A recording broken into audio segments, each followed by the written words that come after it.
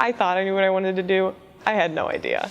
I wanted to be a nurse originally. I got accepted into Ohio State, so I went there, and I switched my major before I even started college, so I switched it to nutrition. Transferred back here after first semester, decided I wanted to go to med school, so I switched to public health pre-med.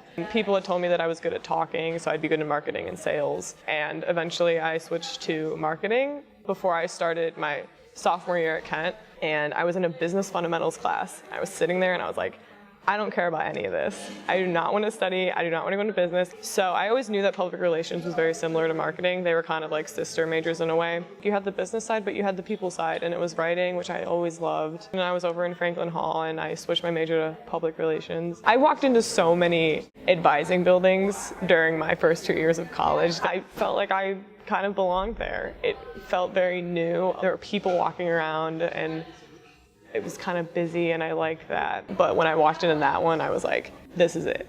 Like, I have no idea what I'm gonna do, but like, I'm in the right place. Here I am, majoring in public relations my junior year, living off campus, and the minor in sociology too. I learned early on that it's hard to plan way in advance.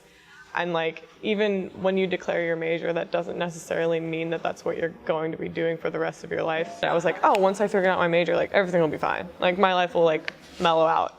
If I could go through and start college over knowing that I was going to end up with PR and sociology, I wouldn't do it, because everything that happened to me pieced together so perfectly for me to end up where I'm at right now. I think because I had those broad experiences, I'm a much more well-rounded student, and I always use the analogy of throwing spaghetti noodles at a wall.